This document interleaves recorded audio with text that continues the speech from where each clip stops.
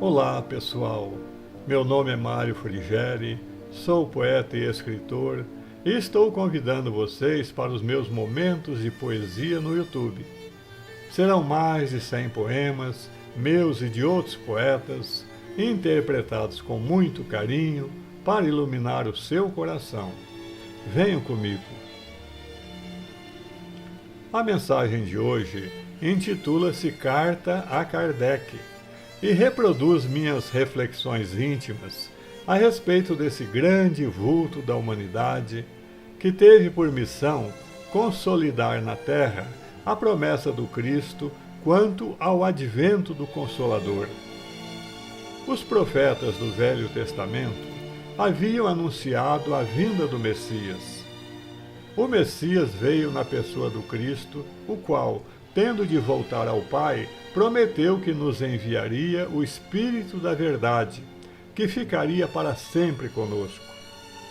Kardec realizou essa promessa na França do século XIX. Por que sabemos disso?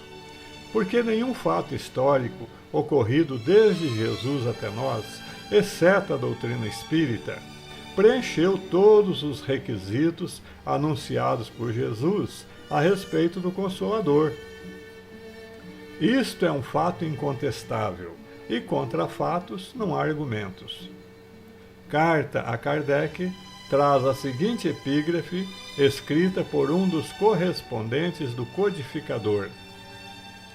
Todos vos querem ver, ouvir, e embora sabendo perfeitamente que foram os espíritos que ditaram vossas obras, desejam ver o homem escolhido por Deus para esta bela missão. Caro mestre, estive pensando, quando eu tinha 15 anos e morava em uma cidadezinha do interior paulista, um amigo meu, que era alfaiate, me emprestou o Livro dos Espíritos. Eu não o havia solicitado e desconhecia quem era Allan Kardec, mas mesmo assim eu li o livro. E fui assimilando com tanta naturalidade aqueles ensinamentos que nada daquilo me parecia estranho. Eu despertava de um longo sono e o claro escuro da vida foi gradativamente definindo seus contornos diante de mim. Sentia-me como um negativo que estivesse sendo revelado com suavidade, submerso em uma solução apropriada. Isto aconteceu há cerca de 60 anos. Hoje, olhando para trás e após meditar maduramente a sua obra, vejo o quanto foi feliz aquele gesto espontâneo de meu bom amigo. Sem o saber, ele me deu o melhor presente que poderia ser oferecido a alguém.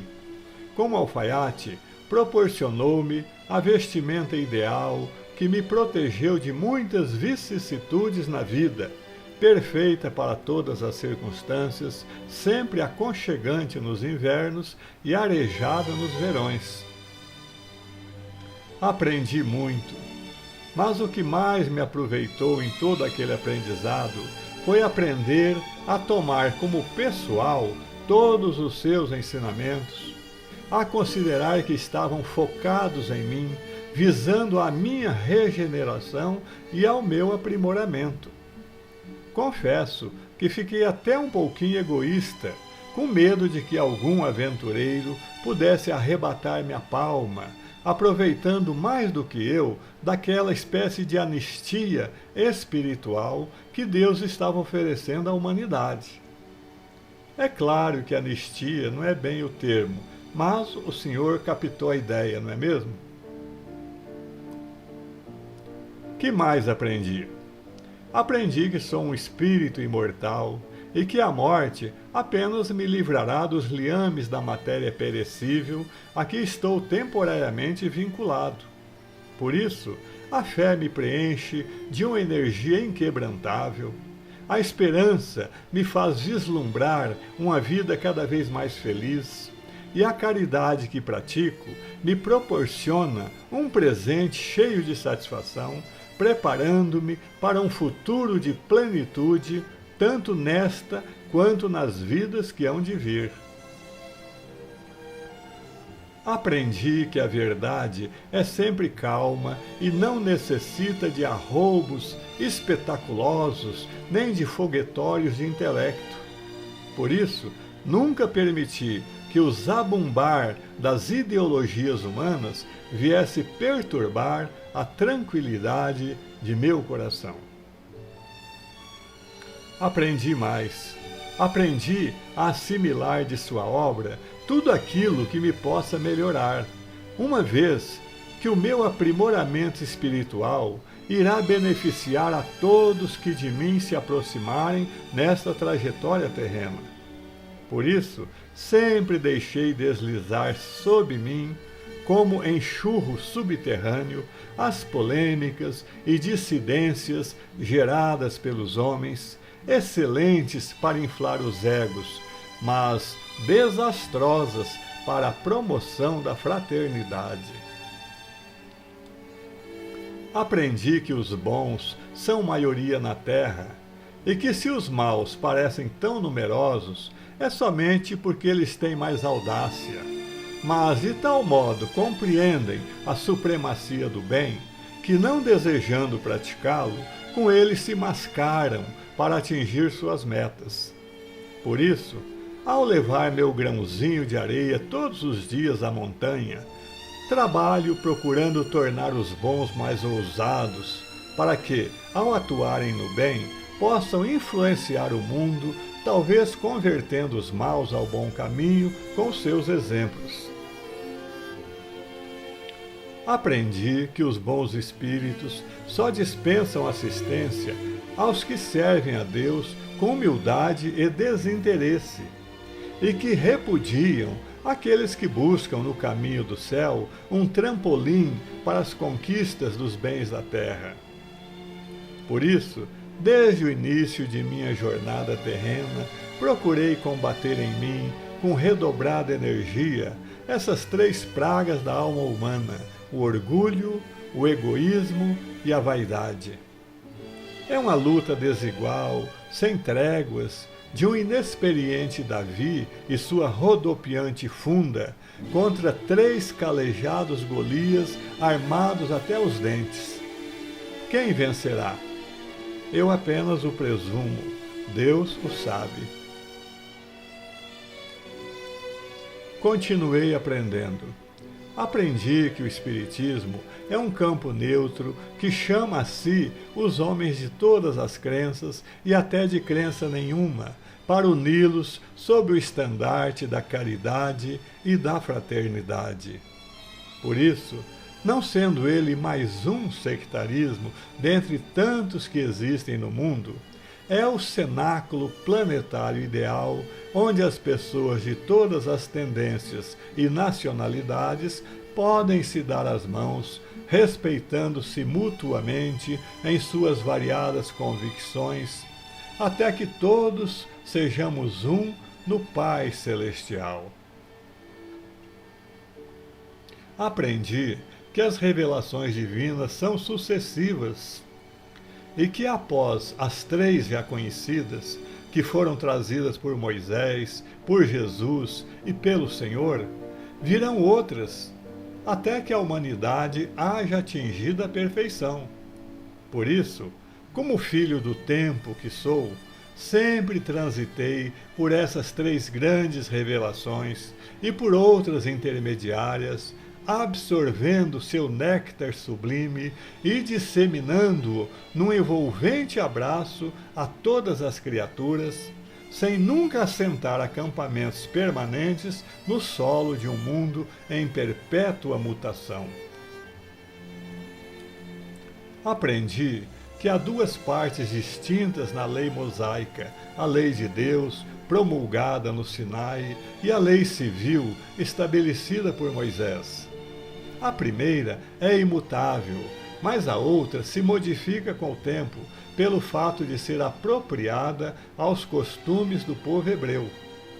Por isso, a decantada inerrância bíblica, ou seja, a crença de que a Bíblia é a palavra de Deus de capa a capa, fica prejudicada e reduzida à sua parte profética ou de inspiração divina, visto que sua parte humana ou histórica foi textualmente reformada pelo Cristo, principalmente em seu Sermão da Montanha, quando ele dizia: ouvistes que foi dito aos antigos, eu porém vos digo.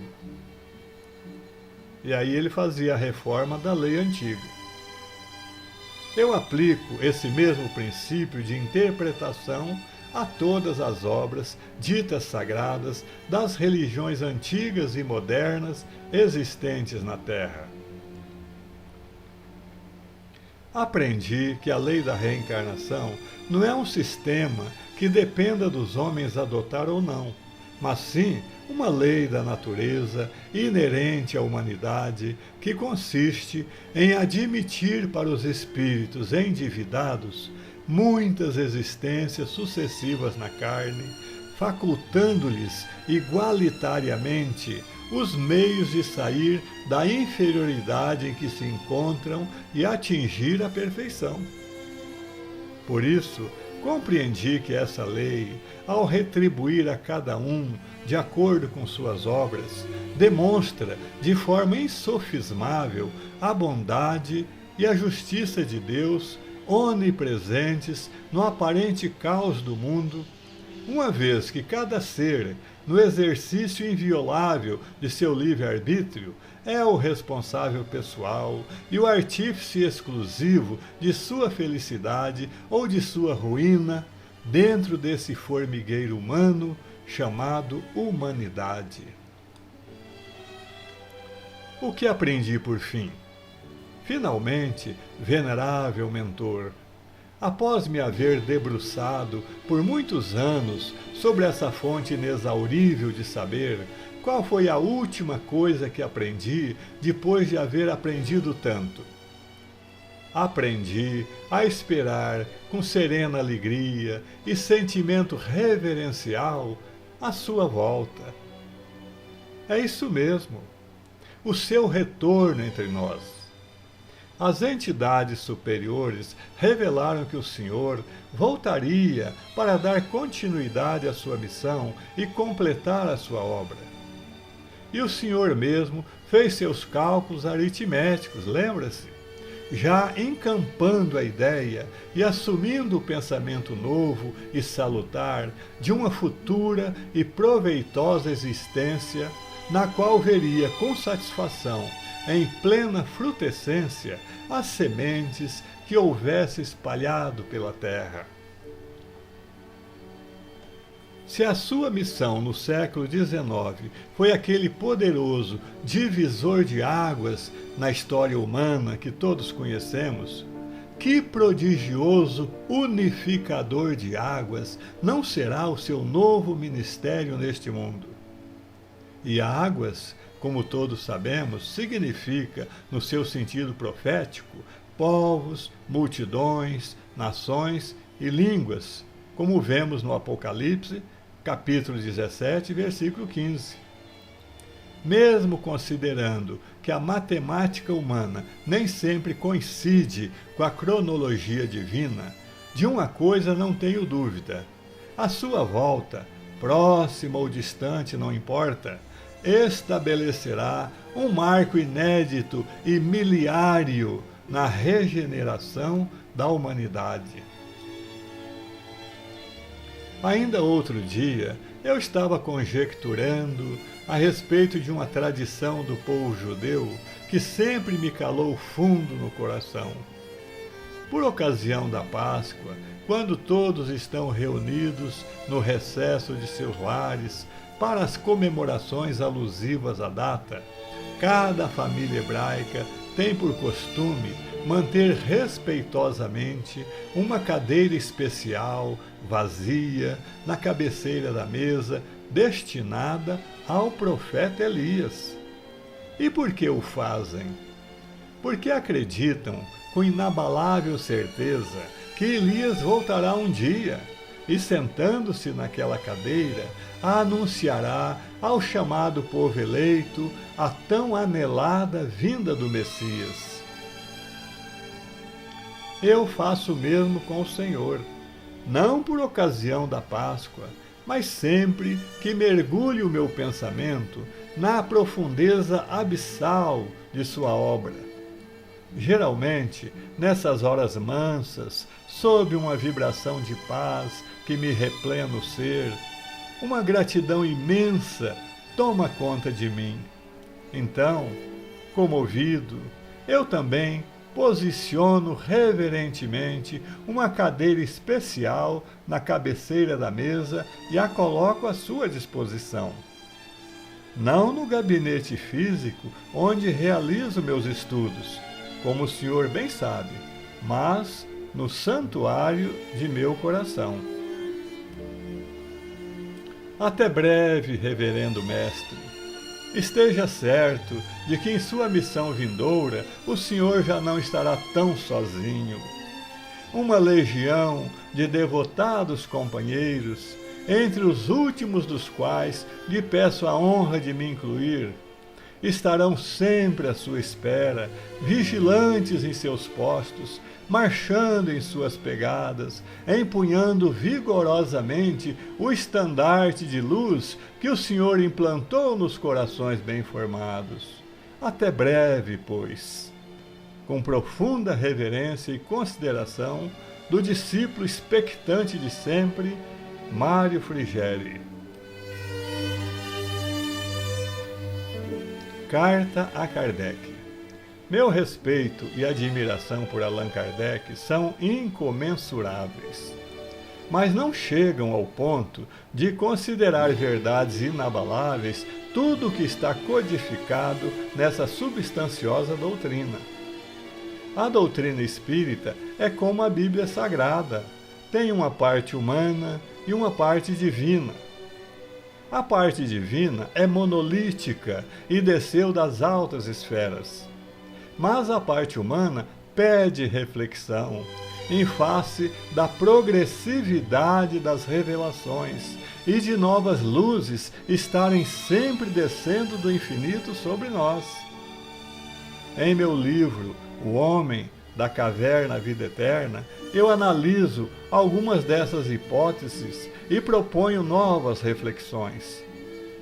Esta é a minha maneira sincera e respeitosa de proceder e espero que vocês tenham gostado. Obrigado por assistir a nossos vídeos. Não se esqueça de deixar seu like e inscreva-se para receber em primeira mão os próximos poemas. Um grande abraço e muita paz.